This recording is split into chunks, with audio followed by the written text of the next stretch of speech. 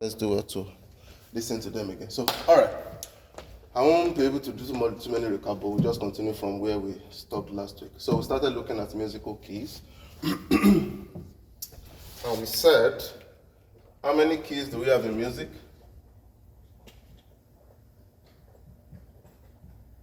Is it the major, like the classification? In total.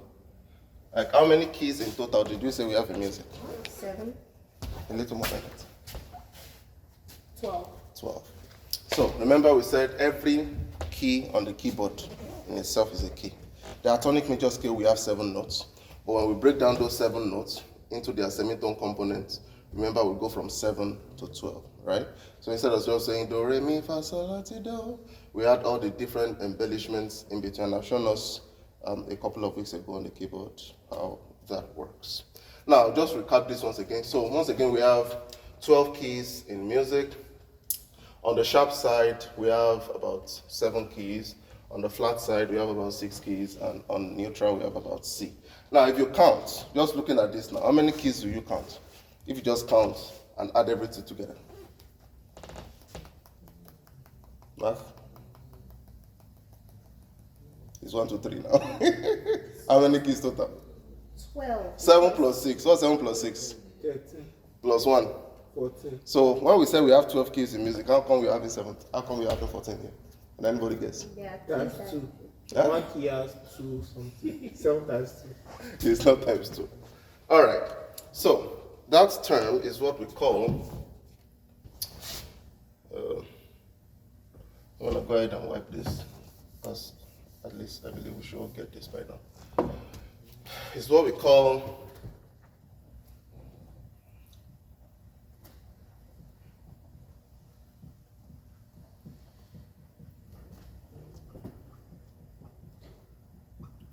so this is just a fancy term describing how one key can have 2 names. That's just what it means, right? And harmonic equivalents. So what that means is some of these keys, even though they are called different names, they're actually the same key, the same note on the keyboard, right? And to explain that real quick, we'll go back to this stick keyboard diagram. Sorry. Evaluation. What? I'm trying to see what you wrote on the board. Key evaluation. Equivalent. Equivalent. Rakimenic. Enharmonic equivalent. Or harmonic. Harmonic. Harmonic. Sorry, I misspelled it. Harmonic. MONIC. Yes. Okay. Harmonic. Harmonic. Okay. Washiri. Enharmonic equivalent. Now, going back to our stick keyboard diagram, remember we said the white key before every black key is what's the letter name for that key? I'm sorry, repeat that question. The white key preceding every 2 black keys. Wherever you have 2 black keys on the keyboard. C major, perfect. So, C, the next key is D, right? The next is E. Then we have F. Well, there should be a stick here.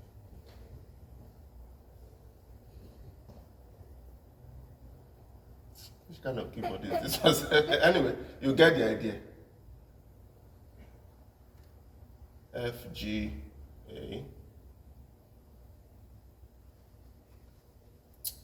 B, and so on and so forth. So, when we are saying enharmonic equivalent, what we are simply saying is that this key, even though it is just one key on the keyboard, can have 2 names depending on where you are looking at it from. Now, this same key we are looking at here, when we sharpen our C, remember our sharp sign? We said when we sharpen a note, what happens to it? It increases by a semitone, right? So it goes forward by a semitone. So if we are looking at it from the angle of C, or from the perspective of C, when we sharpen C, we have C sharp, right? Right? Yes. And in the same way, we say when we flatten a key or a note, we decrease it by a semitone. So if we are looking at it from the perspective of D, when we flatten D, what do we have? D flat. D flat. So technically speaking, C sharp is the same thing as D flat. Does that make sense? Yes, sir. So, going to our keys again, we have C sharp here, right? And then under the flat keys, we have D flat. So, which means both C sharp and D flat are the exact same key. Does that make sense? Yes, sir. You are seeing where the duplicates are coming in. Now, another one we have here is G flat and F sharp. Now, if you go to F, when you sharpen F, you have F sharp, right? But this is G. When you flatten G, you are going back by a semitone, which brings us to the same key. So F sharp is the same thing as G flat, right?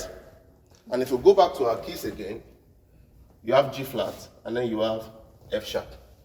And once you resolve those two, you've knocked out the extra two you have, and then you are back to 12 keys. Does that make sense? Every other key that is remaining is unique, right? Your G major is unique, D major is unique, A major is unique, E major is unique, B major is unique, F major is unique, B flat, E flat, A flat, all of them are unique, and C major is unique. So these two keys are the only ones that are repeated, and the technical term is enharmonic equivalent, which simply means a single key or note that has two different names. All right.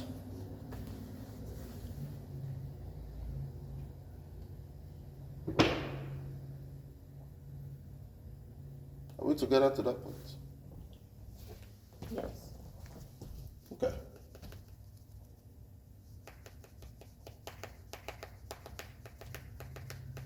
Any confusion, anger, pain points, problems So, before we move on? does that mean if you sing on F sharp, you cannot sing on, you sing on F, oh, Let's pass this question now. you Yes. sing on, is it F flat? If you sing on F sharp and F flat, does that mean you're singing? F sharp is the same as G flat. You cannot flatten F. Okay, anyone, which one can you flatten? The reason you can't flatten F, by the way, is because there is no black key between E and F. Okay, which one that, like C now? That means if you are singing on C, is C not the neutral key?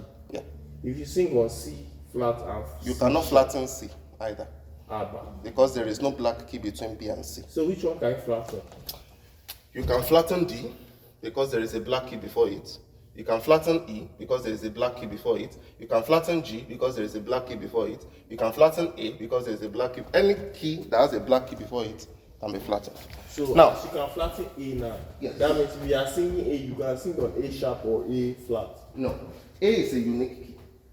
A sharp is a distinct key. Every single key you see on this keyboard is a key on its own. Every single note you see here, right, is a key on its own. So C major is a key. So when you want to sing, for example, and you say, brother, let's give me C major, it will give you the scale of C, right? And then you pick your do, and then you sing, right?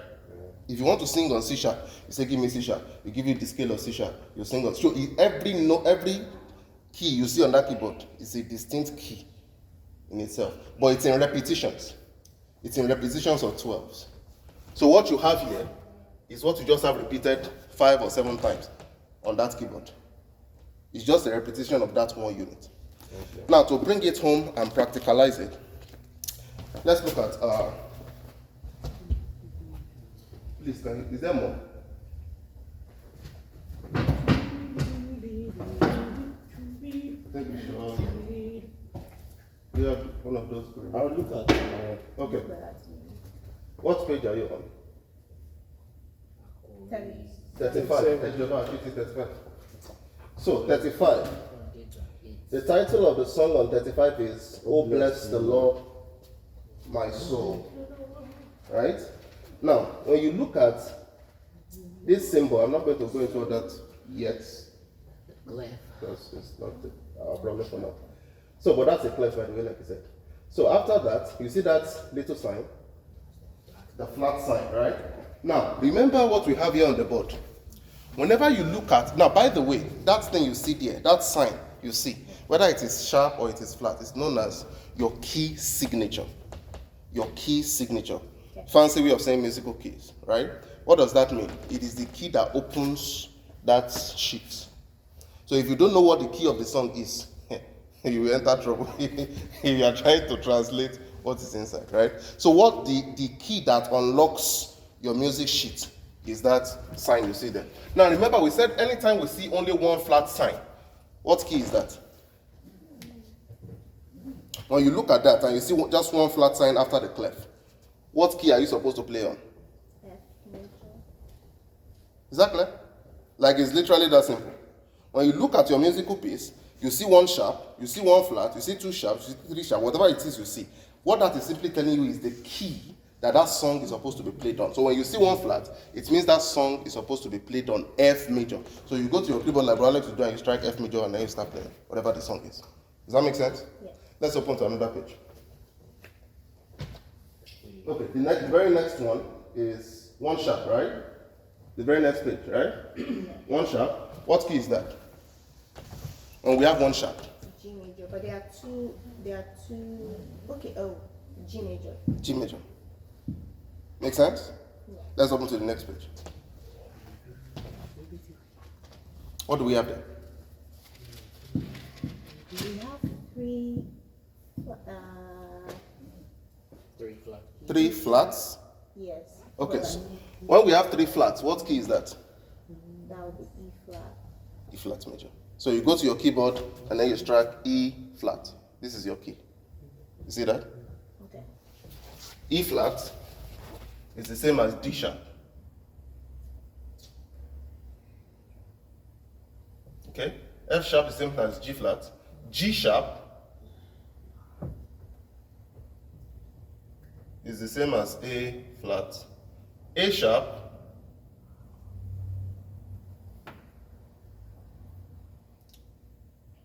is the same as B flat.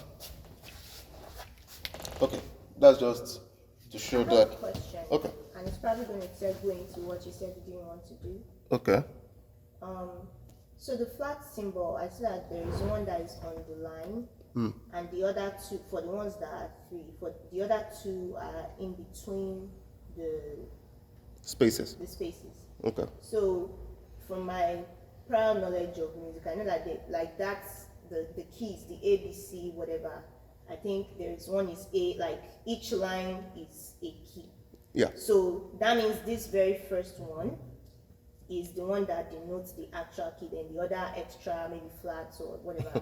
It's not that simple. It's not that simple. But you are onto something. But I don't want to go into it because it will take too much. So technically, when we get to that level, if we get to that level, we will look at based on the clef that you have. The clef you have is what determines what each line, the meaning of each line is.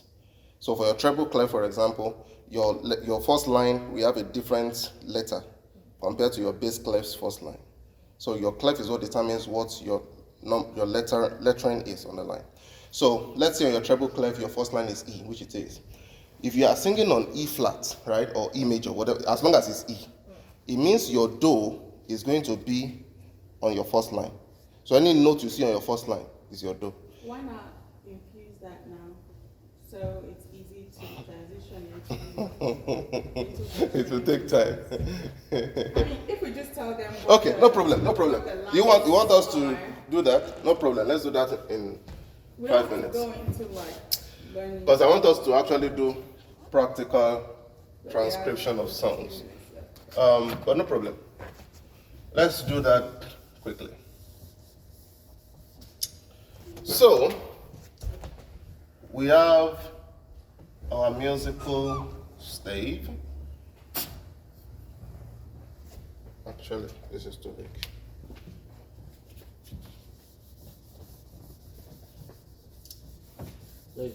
Yes, sir. Did you touch on the perfect chord, perfect fifth? Ẹ̀yin lẹ́ẹ̀ máa wá kọ́ wa ní iṣẹ́ àwọn keyboardist nìyẹn èmi ò mọ nǹkan kan pa yẹn. One quick way to learn the flat keys. Okay. From the F major to B flat, that's a perfect chord. From Okay. B flat to E, that's perfect chord. So like that. Ẹ má wọrí tá a bá ti dé keyboard special you will come and take over. Like everything I'm just doing here is just classical music, right? Just the theory of classical. This has nothing to do with any instrument necessarily. But the reason we are using the keyboard is just because it's a universal musical instrument and it's easiest to understand these basic principles. But anyway.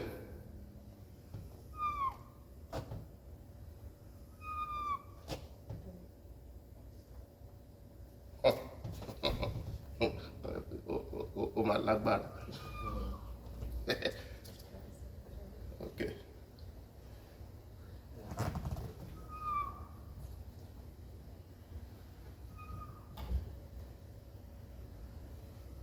Okay. So, okay, let me move this.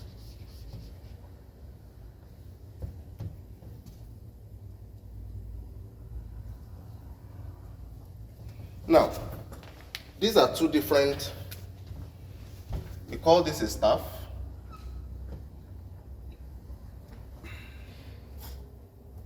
Staff is a combination of 5 lines and 4 spaces used to depict musical notes. Are we together? Together, they are known as a stave. That's the plural.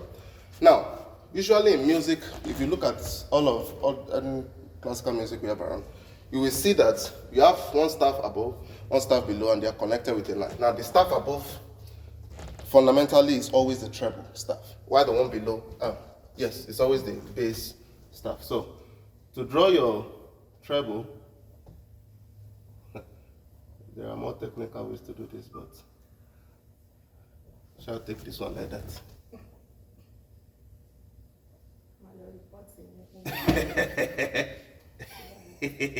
Take it like that. You're going to sue me if you are not happy.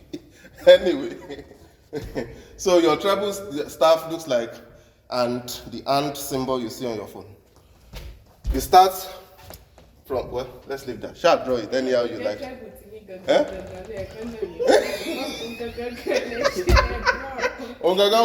No problem. Don't worry. When we get to that level, we'll perfect all the technicalities. Anyway, the important thing is just to know the sign. This is treble sign, this is bass sign. It looks like question mark. Big angry question mark with 2 dots in front of it. That's your bass sign. Now,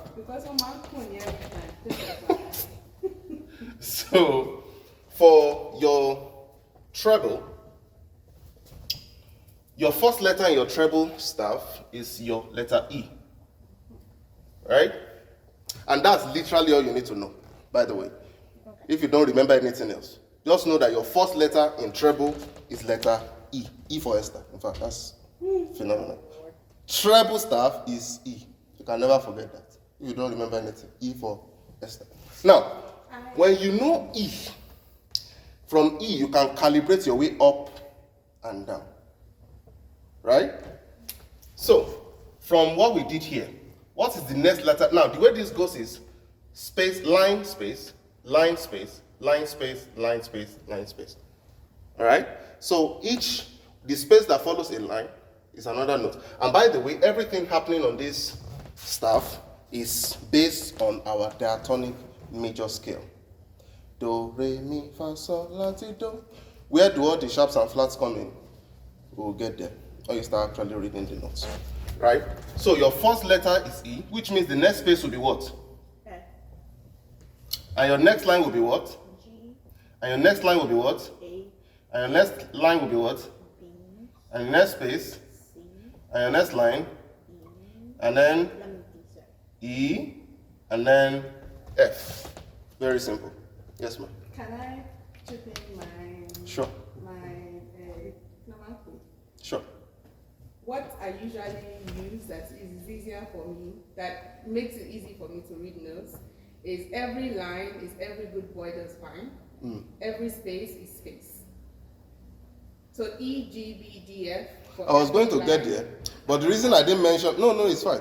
The reason I didn't mention it is just because when you understand the fundamentals and the theory, it's no more, even if you forget the mnemonics, if you know how to calibrate it yourself, 10, 20 years from now, you will be fine. But if you need a mnemonic, like you said, every good boy, just fine. well, my own is deserves Fanta. Deserve. Yes, he needs Fanta. If he does well, he needs Every Fanta. good boy does fine, So- but his whole is deserves Fanta. So, again, like you said, your lines are E, G, B, D, F, right? Every good boy deserves a big Fanta. All right, and then your spaces are F, A, C, E. F, A, C, E, going up, right?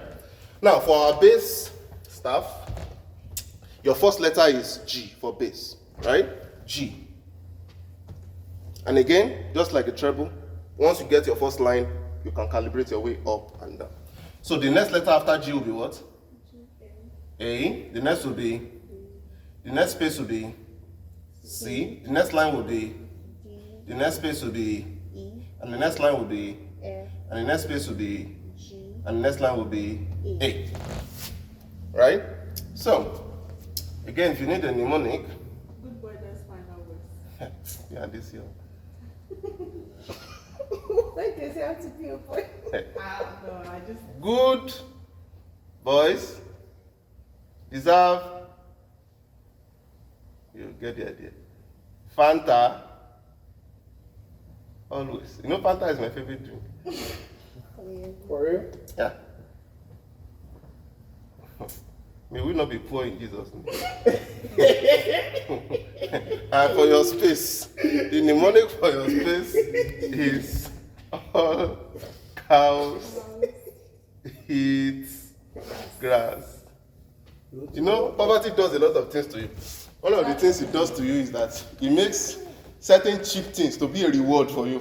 And once that neural pathway has become formed, when you are in a situation where you only drink Fanta on your birthdays as a reward for clocking a new year, or when you carry first in school, you tend to associate a certain level of special affection for Fanta. So, I want to just say that's my story. Anyway, so that's the mnemonic. So what this means basically, let's go back to that, our sheet music, is that when you open your, and our time is up. Okay, let's just look at that real quick. Back to, sorry, page 30, what's the way? 38. 38. So what key are we in on 38?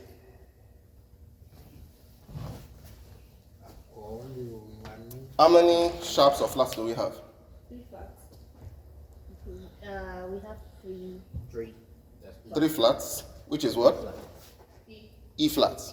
Which means our do will be wherever E is, whether it's a space or a line. Now, before we move on, before I forget, this doesn't just, your notes don't just have to fit here. You can have further lines and spaces that will be denoted with dashes under the staff. So a line can be drawn like this, and the same way you are following this, you will also be descending. Okay? So your last line here is E. The space right below it is going to be your, okay, let me.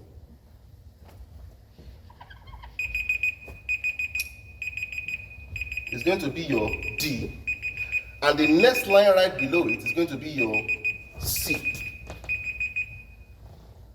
Right? And the same for your, this is C, not E. Please don't be confused. Okay? And the same thing for this. The next space is going to be B, and the next space is going to be C. So if you are reading your sheet music and you come across notes below your last line, that's what it simply means. Your next line below it is going to be a note below, and then the next one, and so on and so forth. But before we wrap up, let's just look at that practically. So our song is on E flat, right? Yeah. E flat. So which means our do on that particular song is going to be any line. Now, this is regardless of whether you're on the treble or the bass stave. Any line where you see E on either the treble or the bass stave, that line is your do. Does that make sense? Any line or any space, anywhere you see E. Now, for example, for our treble, we always have E on our first line and on our fourth space. You see that? Our first line and our fourth space. So any note you see, either on your first line or your fourth space, is your E, which will be your do for this particular song, because you're on E flat. Whether you're on E major or you're on E flat, your do will be wherever you have E on your musical sheet. Make sense? So, looking at this, for example, our first line, in fact, our very first note here is what? Well, not exactly. Not exactly. Wait, okay. Not exactly. Exactly. Because, so this, let me just say this, just real quick, and then we'll wrap up. So, the treble staff, this treble staff is shared between soprano and alto singers.